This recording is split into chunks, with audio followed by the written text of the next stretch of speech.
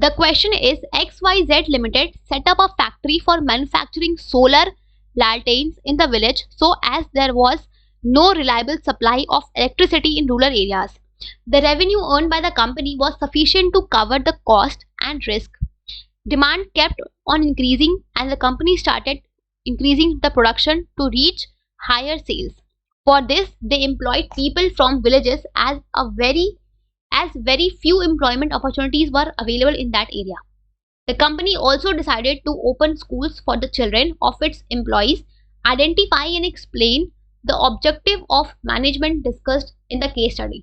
तो यहाँ पे क्वेश्चन क्या बोल रहा है कि जो कंपनी है XYZ लिमिटेड उसने एक फैक्ट्री बनाई जहाँ पे कहाँ पे विलेज में जो सोलर लालटेन्स को मैन्युफैक्चर करती थी, राइट? क्योंकि विलेज में कोई आपका रिलायबल सप्लाई ऑफ इलेक्ट्रिसिटी नहीं था तो इसलिए उन्होंने एक मैन्युफैक्चरिंग यूनिट बनाया विलेज में जहाँ पे वो सोलर लालटेन्स को बनाते थे, राइट? जो भी कंपनी रेवेन्यू अर्न करती थी वो उससे वो अपने कॉस्ट को अपने रिस्क को कवर अप कर सकती थी, राइट? और जो डिमांड था वो इंक्रीज हो रहा था तो कंपनी का जो प्रोडक्शन है वो भी इंक्रीज हो रहा था, ठीक है? और कंपनी का जो सेल्स है वो और इंक्रीज होने लगा। तो इस वजह से कंपनी ने क्या किया, कंपनी ने विलेज के लोगों को एम्प्लॉयमेंट अपॉर्चुनिटीज दी कि वो भी आके कंपनी में काम करें, क्योंकि वहां पे एम्प्लॉयमेंट अपॉर्चुनिटी ज्यादा अवेलेबल नहीं थी तो उन्होंने विलेज के लोगों को ही एम्प्लॉयमेंट देना शुरू किया, राइट? कंपनी ने डिसाइड किया कि वो उनके एम्प्लॉयज के बच्चों के लिए स्कूल्स भी खोलेगी विलेज में। तो यहाँ पे हमें बताना है कि कौन कौन से ऑब्जेक्टिव्स के बारे में यहाँ पे बात किया गया है, हमें ये आइडेंटिफाई करना है। तो यहाँ पे जिन ऑब्जेक्टिव्स के बारे में बात किया गया है वो है आपका सबसे पहला है आपका social objective, right? Social objective मतलब क्या कि कोई भी बिजनेस जो है वो एक सोसाइटी में ऑपरेट करता है, वो वहां से अपने रिसोर्सेज को लेता है अपने बिजनेस के ऑपरेशंस को कैरी आउट करने के लिए, राइट? तो उस बिजनेस की कुछ रिस्पॉन्सिबिलिटीज बनती है सोसाइटी के टुवर्ड्स कि वो सोसाइटी के डेवलपमेंट के लिए सोसाइटी के लिए कुछ बेनिफिट्स को क्रिएट करे, कुछ इकोनॉमिक वैल्यूज को जनरेट करे, राइट?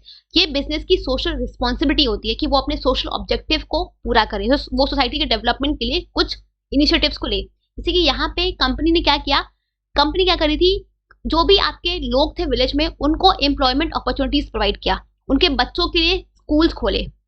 तो ये क्या है, ये कहीं ना कहीं जो इनिशिएटिव्स है इससे क्या होगा, सोसाइटी का डेवलपमेंट होगा। कंपनी ने सोसाइटी के बेनिफिट के लिए कुछ वैल्यूज को, इकोनॉमिक वैल्यूज को जनरेट किया है, राइट? तो यहाँ पे कंपनी सोशल ऑब्जेक्टिव को भी अचीव कर रही है। उसके अलावा दूसरा क्या है, दूसरा है आपका ऑर्गेनाइजेशनल ऑब्जेक्टिव। दूसरा है आपका ऑर्गेनाइजेशनल ऑब्जेक्टिव। अगर हम बात करें ऑर्गेनाइजेशनल ऑब्जेक्टिव मतलब क्या, कि हमें बताए कि कोई भी बिजनेस का मेन ऑब्जेक्टिव क्या होता है कि उसके पास जो भी ह्यूमन या मटेरियल रिसोर्सेज अवेलेबल है उसका वो मैक्सिमम पॉसिबल एडवांटेज ले, राइट? मतलब कि अपने बिजनेस के इकोनॉमिक ऑब्जेक्टिव को अचीव करे। इकोनॉमिक ऑब्जेक्टिव मतलब क्या कि इकोनॉमिक ऑब्जेक्टिव में क्या आता है, आपके बिजनेस का प्रॉफिट, सर्वाइवल और ग्रोथ। मींस आप इतना अर्न करो कि आप अपने बिजनेस के कॉस्ट को, अपने बिजनेस के रिस्क को कवर अप कर पाओ, आप अपने बिजनेस को ग्रो करा पाओ।